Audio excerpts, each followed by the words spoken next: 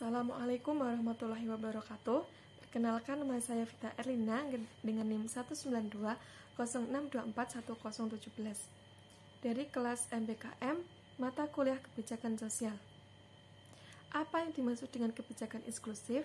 Menurut saya, kebijakan inklusif adalah kebijakan yang dibuat oleh pemerintah dengan melibatkan kelompok masyarakat tertentu yang memiliki kebutuhan khusus atau yang memiliki disabilitas dalam pemutusan kebijakan dalam rangka memenuhi kebutuhan dan aksesibilitas kelompok masyarakat yang berkebutuhan khusus agar mendapatkan kehidupan yang lebih layak seperti manusia pada umumnya.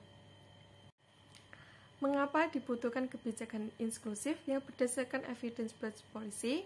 Karena dalam penyusunan kebijakan inklusif, data yang digunakan harus sesuai karena akan mempengaruhi peningkatan kualitas layanan publik, misalnya pada sektor kesehatan, pendidikan, kesejahteraan sosial, dan administrasi kependudukan. Dan hal lain yang berpengaruh adalah terdampak pada tingkat kualitas dalam proses perencanaan dan penganggaran, sehingga program atau kegiatan yang terlaksana dan teranggara bisa tepat sasaran, sesuai dengan apa yang menjadi kebutuhan penting atau yang benar-benar dibutuhkan oleh masyarakat penerima kebijakan, khususnya masyarakat yang menyandang disabilitas atau mereka yang berkebutuhan khusus. Kemudian, alasan yang kedua, yaitu karena mereka yang menyandang disabilitas, datanya harus rinci atau benar-benar nyata mengenai golongan disabilitas apa, karena setiap golongan disabilitas mempunyai karakteristik yang berbeda, sehingga kebutuhan yang ia butuhkan juga berbeda. Kemudian, peluang dan tantangan dalam mewujudkan implementasi inklusif di Indonesia yaitu salah satunya adalah dalam bidang pendidikan bagi mereka yang berkebutuhan khusus atau disabilitas. Upaya tersebut berpedoman pada setiap warga negara Indonesia agar memperoleh pendidikan tanpa memandang anak berkebutuhan khusus dengan anak normal, agar bisa bersekolah dan memperoleh pendidikan yang layak dan berkualitas untuk masa depan hidupnya. Tantangan yang dihadapi yaitu kurangnya atau masih rendahnya fasilitas untuk pendidikan untuk penyandang disabilitas, misalnya fasilitas pada daerah-daerah tertentu. Konfigurasi peran antar aktor dalam kebijakan sosial. Aktor kebijakan dibagi menjadi dua kelompok, yaitu kelompok pemerintah dan kelompok non-pemerintah. Pada kelompok pemerintah itu ada badan legislatif, eksekutif, instansi administratif, dan lembaga peradilan. Kemudian yang kelompok non-pemerintah yaitu ada kelompok kepentingan, kemudian kelompok partai politik, dan kelompok individu. Kemudian peluang dan tantangan dalam mewujudkan implementasi inklusif di Indonesia yaitu salah satunya adalah dalam bidang pendidikan bagi mereka yang berkebutuhan khusus atau disabilitas.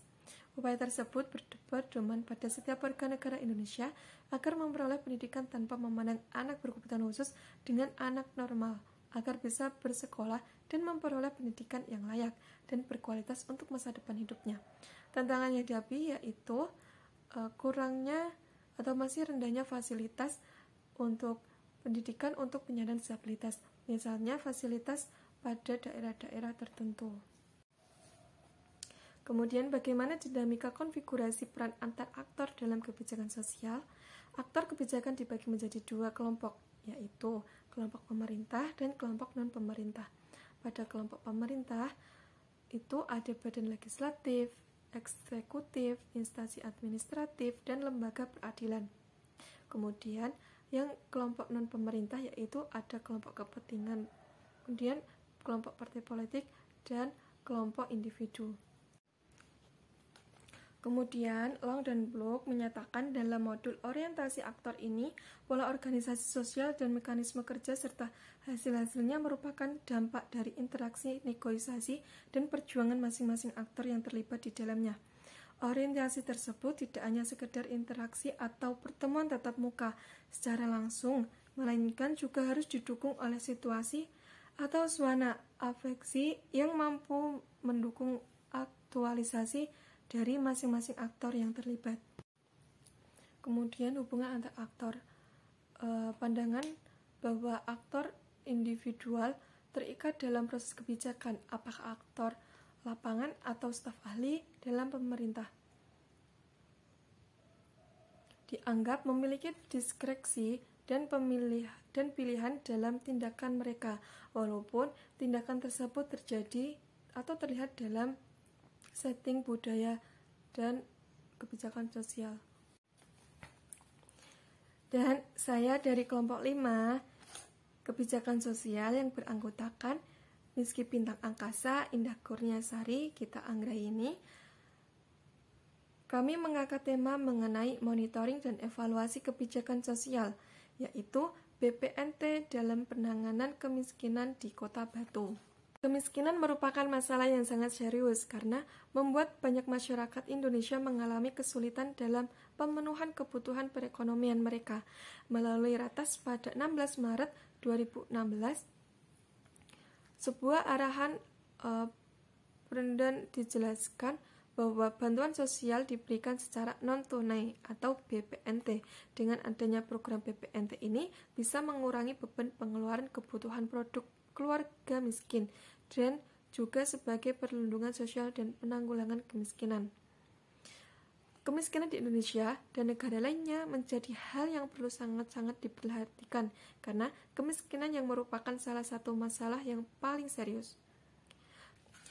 Peran saya dalam kerja kelompok diskusi kemarin yaitu pertama, kami saling membagi tugas. Misalnya pada pencarian materi untuk pembuatan policy brief itu dibagi-bagi. Selain itu, saya juga bertugas sebagai editing video. Jika diperingkatkan, saya menduduki peringkat kedua karena menurut saya pembuatan video itu sangatlah susah. Selain itu juga saya aktif dalam diskusi presentasi yang ada di kelas. Sekian dari saya. Wassalamualaikum warahmatullahi wabarakatuh.